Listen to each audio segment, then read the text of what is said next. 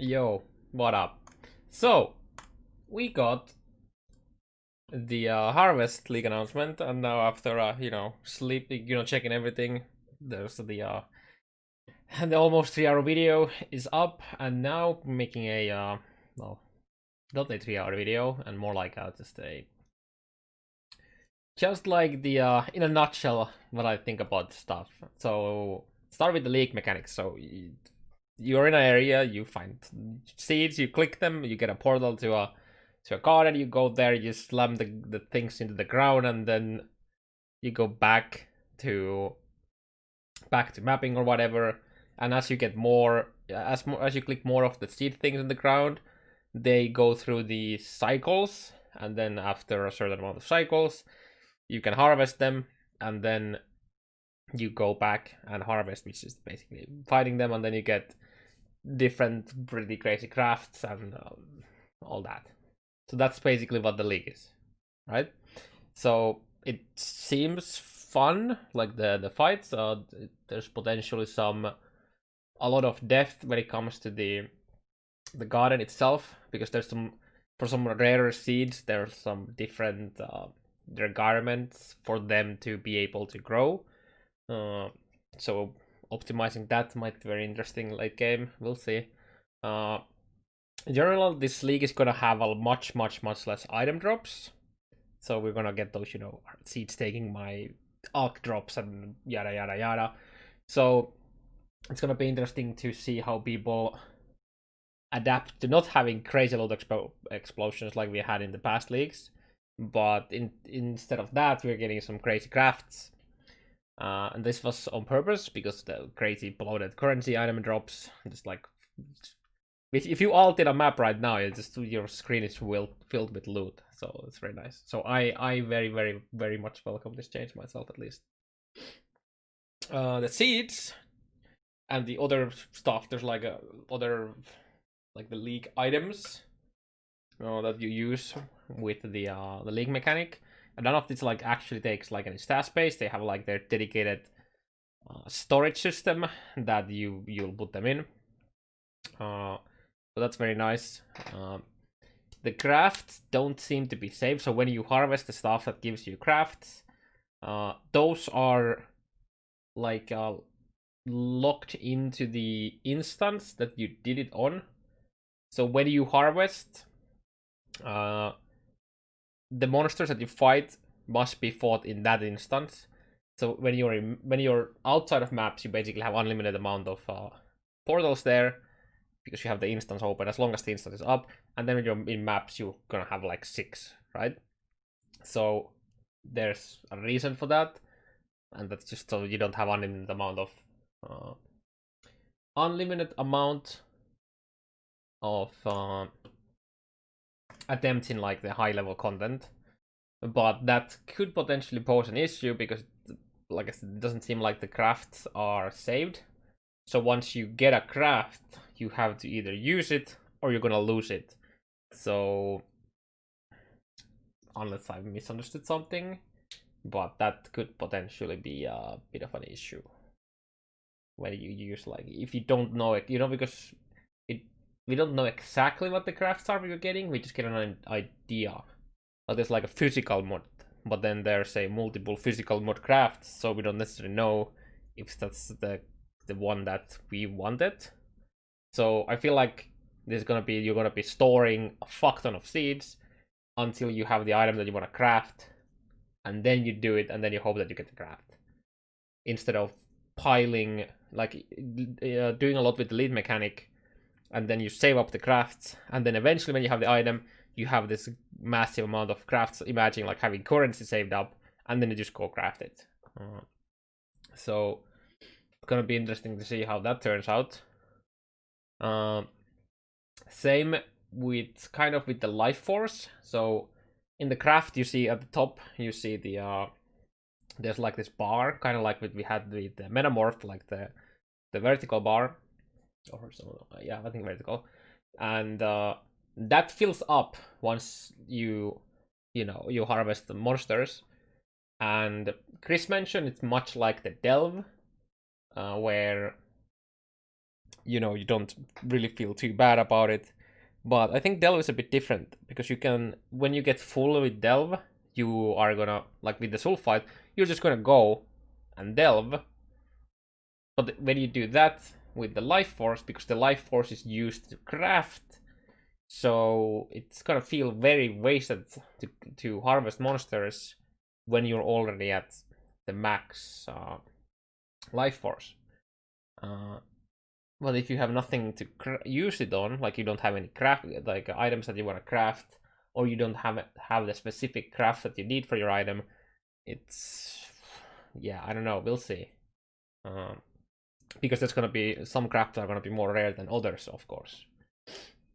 I would have personally, if you were to ask me right now, I think it would be better if the seeds in the maps or areas, they have like a pack of monsters that are the monsters that we're gonna fight after we harvest them. So at least you have an idea what type of monsters and with what abilities they're gonna have. And then the harvested ones are just like slightly stronger versions of them. But right now you just have the seeds on the ground, you pick them up, then you go to the garden, and then eventually have to fight some monsters, and you're not gonna know what they are until you have fought them the first time, or watch the streamer do it. So I feel like it would have been better in a way where we kill the already bloomed monsters, and they have their seeds. You know, kind of like you go, you know, you have a strawberry, and if the strawberry has the seeds on there, you know what you're gonna get. So I personally think that would have been better, but again, we'll see. I already mentioned the instance stuff. Is there anything else I missed here? No. Yeah. Then we have the skills tree stuff and Legion Jewel changes. So, well, we don't know if they're actually doing many changes. We haven't information too much on that. But so they're gonna make some massive changes to skill tree, which is nice. About goddamn time. We haven't had those in a while. We're gonna get some raid specific stuff to the skill tree. We're gonna get 200 buffs, and probably branch changes too, I would assume, in the skill tree, because branch are getting a bit of a new rework as well. And then in the topic of the Legion jewels, so what they're doing is they are putting the Legion keystones into the skill tree itself. And for some builds, that's gonna be an absolutely insane buff. And for some, a massive nerf. For example, I think every single life-based necromancer summoner is gonna have a glancing blows, because it's like slightly below the Grey Pact between Templar and Marauder. So that's gonna be absolutely insane. Even if you don't go Bone Offering, it's still gonna double your block and spell block, so that's pretty insane. For more consistent damage mitigation. But yeah, we'll see. I personally really hope that instead of just removing them from the jewels and put them in the skill tree, we'd still have the keystones in the jewels as well. So then you have an option to take it on the skill tree, or potentially take it end game when you get a specific jewel. Because right now there's a lot of builds that want notables that might be in the exact opposite of the skill tree. So that's gonna take away a lot of the customization from that point of view. Just a heads up, any trickster can take glancing. Either both Cold Vortex and Chaos, like a ED, can take glancing blows in its current position, and it's not a big deal. But yeah, I really hope they still have them in the jewel as well. And apparently we're gonna get more keystones. So I just leave the existing keystones there and then just add more, which is just gonna mean that we're gonna have to divide them a bit more, but that's it. I really hope they don't remove them from the jewels itself. Crafting stuff is absolutely nuts. We can actually go down here a tiny bit. So we have like this specific craft. There's the life force I was talking about, and it's actually first mentioned the level. So we have a level 55 here. Then it's like level 45. So that makes me believe that the craft, or the tier of the craft it's going to be based on the monster level, not the item level. So this could mean some interesting stuff when crafting low item level items. So let's say we have a very, very low item level bond, and then we have a item level 50, sorry, monster level 55 craft that adds, let's say, a prefix. And then let's actually not take a one. Let's take a bow. It's a good example because you can do this with piece crafting. And then you block out every other prefix except +1 socketed skills. And because of the low item level of the item, you can do some essence crafting to brute force, such as like spell damage, while not having a massive amount of other modifiers on the item that's gonna make it harder to craft. And then you brute force that specific mods that the item level of the item itself isn't enough to give. As an example, the piece crafting is you do kind of throw attack mods, and then you do suffix to prefix with a monster that is a beast that is level 55, I think, or higher, and then it's guaranteed to give you a +1 socketed skills. And normally that wouldn't be able to happen because of the item is too low level. Yeah. And then some other cool stuff. This is basically a pure Scarab, pure Beachhead, pure offering the goddess for Uberlab. No more ascendancy points, but just basically buffed up rewards, I guess. One thing I really dislike is the enchants to flasks, like this with the increased duration, and the value goes down when you use it. So this means like you're just gonna buff up, like you're gonna do this on a few flasks, and then you're gonna have this as like a boss flask setup that you chains, and then that's it. If you want to make actual use of this in a meaningful way, and I think that's just like kind of annoying. I don't see anything interesting out of that. At least that specific enchant, and the fact that it like, if it was an enchant that was there to stay instead of it like eventually degrading out, I could see why they would do it. I wouldn't like the power creep to flasks, but I would at least it you don't have it for a while and then you lose it. I don't think that's I don't like that design myself. Yeah, I already mentioned like forcing the powerful mods with meta mods. Oh yeah, and this is kind of the same thing, but this is a different example. I think we're going to be able to swap crafted mods into non-crafted mods. So for example, there was a mod which was change gold mod to a fire mod, and that could be very interesting for something like you craft a cold resist. Let's say we have an item with 2 open suffixes. We craft a cold resist, then we change it with item that doesn't have any other fire mods, and then we change it to fire resist. Sorry, item without any gold mods except the craft, and then the crafted resist, and then we transform that into fire resist, and now we'd have another open suffix for crafting. So that would be very interesting if it works like that. We don't know yet, but at the very least, it's going to be very nice quality of life where we can switch unwanted resist mods to a different one. Let's say you got a like crazy item with a cold resist mod that you don't need, and then you just change it to fire. So that could be very nice.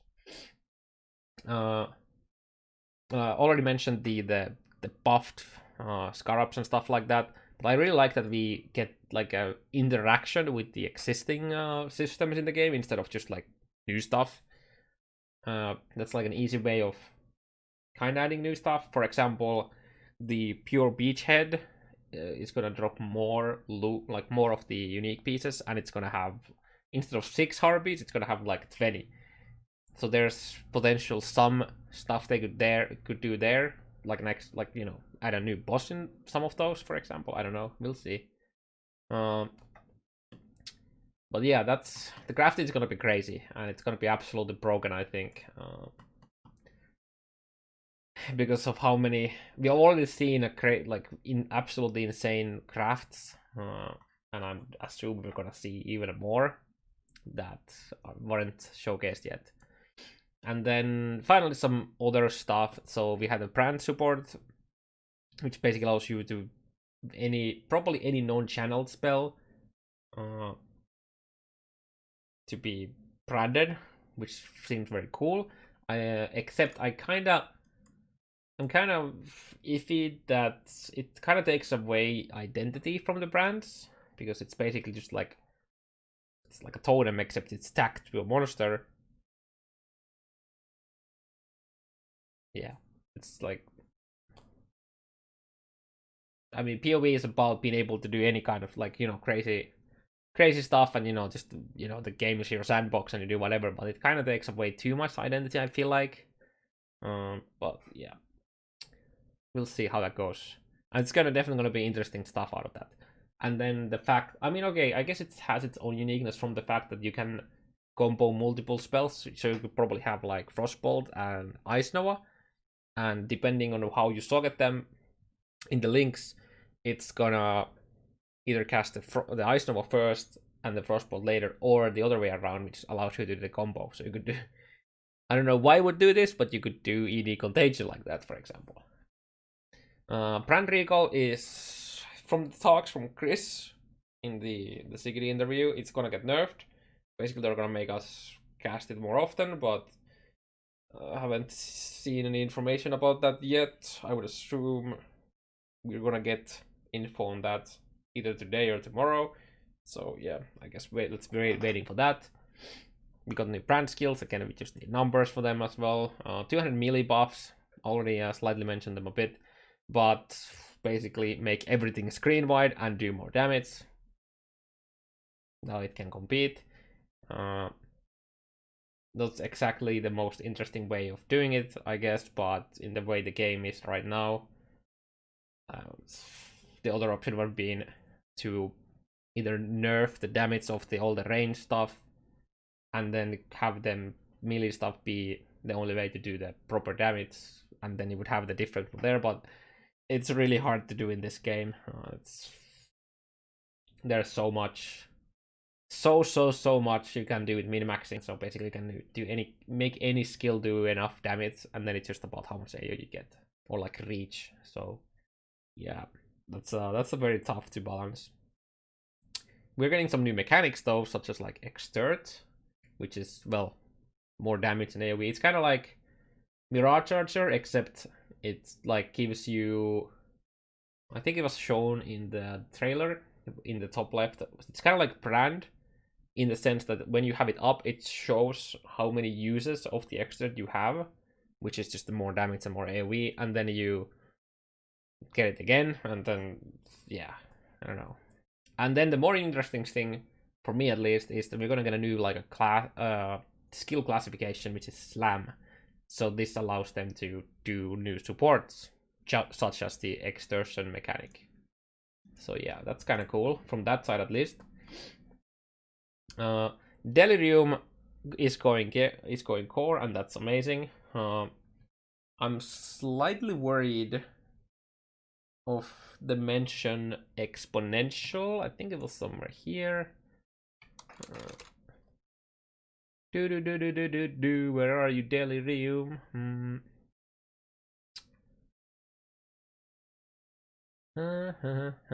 Yeah, so here. So they mention, because Delirium stacks with other league mechanics to make them more difficult and rewarding, the chance of encountering it rises exponentially with the number of other league mechanics in the area. That makes me slightly worried, because if the base chance is too low, so that when you full juice, you have a relatively good chance of getting them, then the people who don't full juice won't really see it much. And in the case where the chance is good enough, even without any juice, then the people who full juice is gonna get it like every map, or 80% of the time. So I feel like instead of using exponential scaling, they should probably do a bit more linear. But yeah, I really like the Delirium mechanic. there's a lot of people who aren't fan of the mirror version of it, so because it gives you a pressure to loot while you're doing it. But I think pretty much everyone kind of liked, well, most of the people at least liked when you used the Delirium on maps, where it gave you a permanent Delirium in your map. So I was a bit surprised that they didn't toss away the mirror mechanic and then just give us a way to get the Delirium orbs.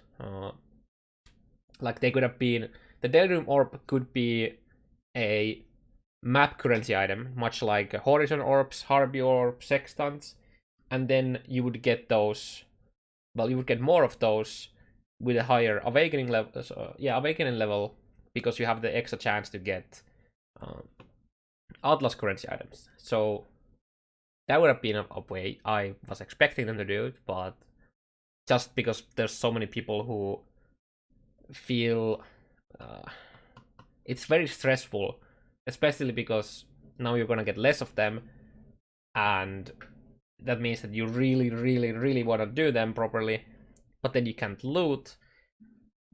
So, and then you feel like you have to clear the map twice. So yeah, I'm slightly surprised how they did it, but I'm happy they didn't do it like just a 10% chance like they did with existing league mechanics.